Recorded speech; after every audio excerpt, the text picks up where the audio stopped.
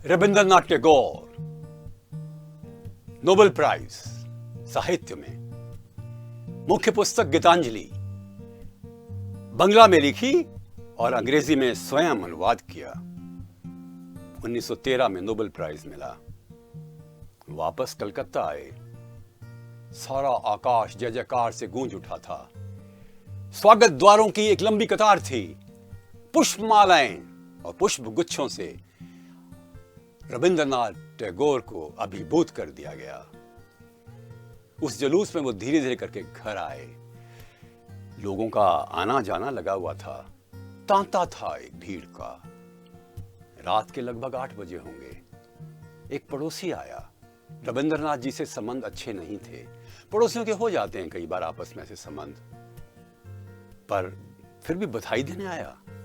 पर उसके बधाई देने का तरीका बड़ा ही विचित्र था। बोला, आगे रविंद्रनाथ, नाम किया तुमने बंगाल का, हिंदुस्तान का, एशिया का सबसे पहले नोबेल प्राइज प्राप्त करके। हमने भी तुम्हारी गीतांजलि पढ़ी है जिसमें लिखा है कि ईश्वर सब जगह है।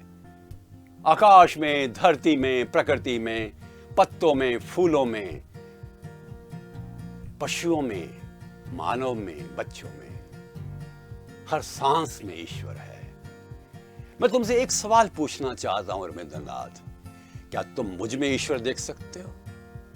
रविंद्रनाथ को इस प्रश्न की कोई भी किसी प्रकार से अपेक्षा नहीं थी। वो हक्के बक्के हो गए, चुप हो गए। क्या जवाब दूं? मौका मिल गया मित्र को, पड़ोसी मित्र को। अरे रविंद्रनाथ, क्यों जवाब देने की कोशिश करते हो?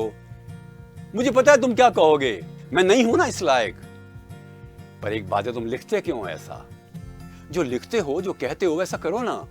अरे मैं तो बधाई देने आया था, नमस्कारम, और चल दिया। ये 1 मिनट की घटना रविंद्रनाथ को पूरी तरह से उद्वेलित कर गई, आंदोलित कर गई। लोग आए गए, पता ही नहीं चला। ध्यान तो उसी प्रश्न पर था, क्या तुम मुझ में ईश्वर देख सकते हो? रात को नींद भी अच्छी तरह से नहीं आई। थोड़े घंटे सोए होंगे, 2 घंटे। सवेरे उठकर समुद्र के किनारे घूमने जाते थे। चल दिए आज कई दिनों के बाद। अकेले थे। विशाल, व्यापक, विस्तृत, विराट सागर, उस पर सूर्य की सुनहरी रश्मियां। हृदय को उत्फुल्लता आनी चाहिए ना। पर रविंद्रनाथ का मन तो उलझन में था। एक ही प्रश्न बार बार उनको परेशान कर रहा था, क्या तुम मुझ में ईश्वर देखते हो? अंदर से आवाज आती, कैसे देख सकते हैं उसको, ईश्वर वैसा लायक ही नहीं है।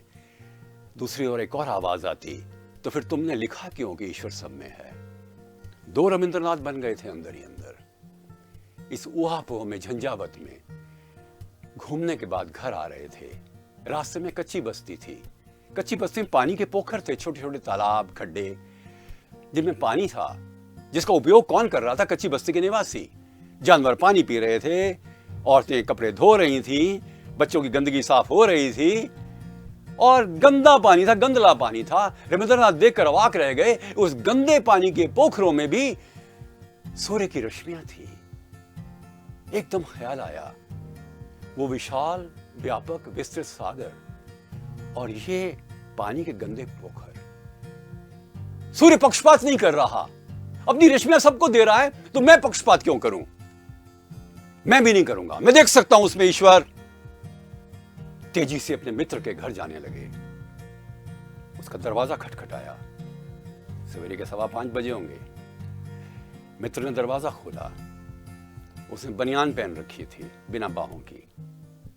बताता हूं क्यों। रविंद्रनाथ ने आप देखा ना ताव उसको गले लगा लिया, आलिंगनबद्ध कर लिया। वो हक्का बक्का हो गया। उसने समझा ये और प्रपंच कर रहा है। रविंद्रनाथ बोले, मित्र, कल रात को मैं तुम में ईश्वर नहीं देख सकता था, पर अब देख सकता हूं। तभी विश्वास नहीं हो रहा था मित्र को। मित्र ने महसूस किया कि उसके कंधे पर कुछ गीलापन आया है। उसने रविंद्रनाथ को थोड़ा पीछे किया और देखा रविंद्रनाथ रो रहे थे। उनकी आंखों से अश्रुधारा बह रही थी, और ये अश्रु ही थे। उसको विश्वास हो गया कि ये पश्चाताप के आंसू हैं, ये परिवर्तन के आंसू हैं।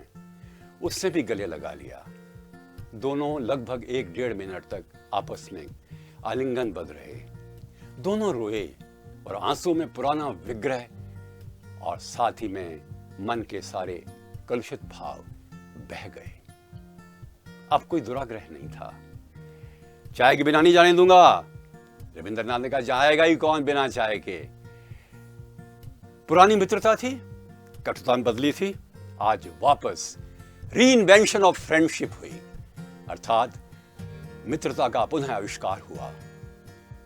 क्या हम ऐसी गलती करते हैं कि छोटी सी बात पर कई बार दूसरों से दूर हो जाते हैं? हम पुराने संबंधों को एक झटके में समाप्त कर देते हैं। किसी व्यक्ति का लेजर अकाउंट होता है, उसकी अच्छाइयां भी हैं, उसके उपकार भी हैं और उसकी कमियां भी हैं। जब तक उसकी क्रेडिट बैलेंस है, अर्थात उसके द्वारा की गई अच्छाइयां उसके द्वारा की गई गलतियों से ज्यादा हैं, तब तक संबंध तोड़ने का कोई भी कारण नहीं होना चाहिए ना।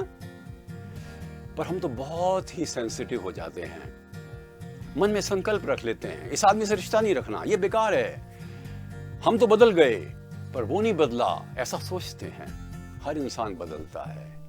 हम बच्चों के साथ भी व्यवहार अच्छा करते हैं, पति पत्नी भी अपने आप को बदल डालते हैं, कभी गलती हो जाए तो। माता पिता के साथ व्यवहार अच्छा होता है, मित्रों के साथ होता है। और इसलिए हमें पुरानी स्मृतियों को किसी प्रकार से मन में अधिक स्थान नहीं देना चाहिए। हम परिवर्तन करें अपने आप को और मूल्यांकन करें कि क्या कोई ऐसे संबंध हैं जिनका पुनर्आविष्कार किया जा सकता है। नमस्कार।